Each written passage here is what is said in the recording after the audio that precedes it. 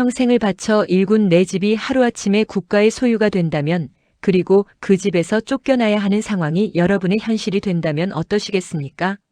이건 공포 영화의 줄거리가 아닙니다. 지금 이 순간에도 대한민국 곳곳에서 실제로 벌어지고 있는 비극적인 현실입니다. 설마 내가 상속세를 내겠어?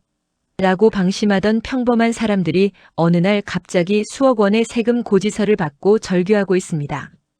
부모님이 물려주신 소중한 보금자리가 축복이 아닌 세금 폭탄이라는 재앙으로 돌아오는 무서운 현상, 준비 없는 부의 대물림이 왜 한 가족을 파멸로 몰고 가는지 그 충격적인 실체를 오늘 낱낱이 공개합니다. 오늘 이야기를 끝까지 듣지 않으신다면 여러분이 지금 거주하고 있는 그 집이 미래의 여러분 자녀의 발목을 잡는 거대한 족쇄가 될지도 모릅니다. 단순히 세금 얼마를 더 내는 문제가 아닙니다. 평생을 일궈온 자산이 공중분해되는 것을 막을 수 있는 마지막 기회, 지금부터 시작합니다. 본격적인 내용에 들어가기에 앞서 구독과 좋아요, 알림 설정을 눌러주세요. 여러분의 소중한 재산을 지키는 가장 강력한 방패가 되어드리겠습니다. 우리는 흔히 상속세를 드라마에 나오는 재벌들만의 전유물로 생각합니다. 하지만 현실은 전혀 다릅니다. 서울의 아파트 한 채만 가지고 있어도 당신은 이미 상속세 가시권에 들어와 있습니다. 최근 몇 년 사이 부동산 가격은 폭등했지만 상속세 일괄 공제 한도는 20년 넘게 5억 원, 배우자가 있을 경우 10억 원 수준에 머물러 있습니다. 이제 서울의 웬만한 아파트 가격은 이 기준을 가볍게 뛰어넘습니다. 결국 평범한 중산층조차 자산의 상당 부분을 세금으로 납부해야 하는 상속세에 덫에 갇히게 된 것입니다. 실제 사례를 하나 들어보겠습니다. 70대 퇴직 공무원 A씨는 평생 검소하게 살며 서울 서초구에 아파트 한 채를 마련했습니다. 자녀들에게 이 집 한 채라도 온전히 물려주는 것이 그의 마지막 소원이었습니다. 하지만 A씨가 갑작스러운 심장마비로 세상을 떠나자 상황은 급변했습니다. 당시 아파트 시세는 25억 원. 배우자가 이미 사별한 상태였던 A씨의 자녀들에게 청구된 상속세는 무려 6억 원이 넘었습니다. 자녀들은 평범한 직장인이었습니다. 수중에 현금 6억 원이 있을 리 만무했습니다.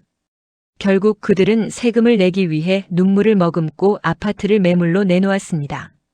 하지만 상속세 납부 기한인 6개월 안에 그 큰 돈을 마련해야 했기에 시장 가격보다 훨씬 저렴한 금매로 팔 수밖에 없었습니다. 세금을 내고 금매로 인한 손해까지 보고 나니 자녀들의 수중에는 서울 변두리에 작은 전셋집 하나 구할 돈조차 남지 않았습니다. 아버지가 평생을 바쳐 지켜온 집이 단 6개월 만에 남의 손에 넘어간 것입니다. 이것이 바로 준비 없는 상속이 낳은 비극적인 경제적 파장입니다. 이런 일들이 반복되면 우리 사회에는 심각한 현상이 발생합니다. 자산의 대물림이 끊기면서 중산층이 붕괴하고 열심히 일해서 자산을 모아야 할 동기 자체가 사라집니다.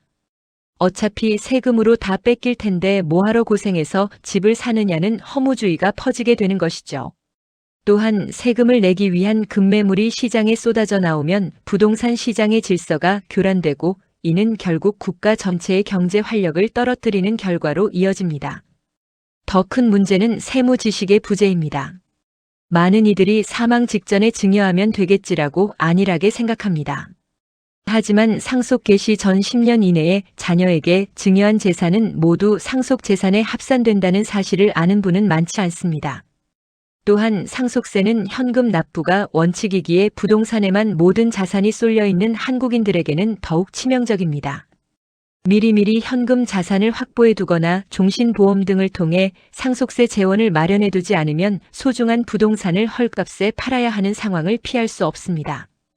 부의 대물림은 단순히 돈을 전달하는 과정이 아닙니다. 부모의 철학과 자녀의 미래를 잇는 숭고한 과정이어야 합니다. 하지만 국가가 정한 법과 세금이라는 현실을 무시한 채 감정에만 호소한다면 그 끝은 결국 파산일 뿐입니다. 지금이라도 늦지 않았습니다. 현재 나의 자산 가치가 얼마인지, 만약 오늘 당장 상속이 발생한다면 세금은 얼마일지 냉정하게 계산해 보아야 합니다. 그리고 전문가와의 상담을 통해 증여와 상속 중 무엇이 유리한지, 공제 혜택을 극대화할 방법은 무엇인지 철저하게 전략을 세워야 합니다. 상속세 때문에 집을 팔았습니다라는 말은 이제 여러분의 이웃 혹은 여러분 자신의 이야기가 될 수 있습니다. 무지가 부르는 비극은 가혹합니다. 법은 준비된 자의 편이지 사정을 봐주는 자선 사업가가 아니기 때문입니다. 사랑하는 가족들이 슬픔 속에서 돈 문제로 서로를 탓하며 뿔뿔이 흩어지는 모습을 보고 싶으신가요? 아니면 철저한 준비로 부모님의 유산을 지켜내며 새로운 미래를 설계하는 모습을 보고 싶으신가요? 선택은 지금 여러분의 손에 달려 있습니다. 오늘 준비한 내용은 여기까지입니다. 부의 대물림이 비극이 아닌 축복이 되기 위해서는 지금 당장 행동해야 합니다. 오늘 이 영상이 여러분의 소중한 자산을 지키고 가족의 평화를 지키는 전환점이 되었기를 진심으로 바랍니다. 내용이 유익하셨다면 주변의 소중한 분들에게도 이 영상을 공유해 주세요.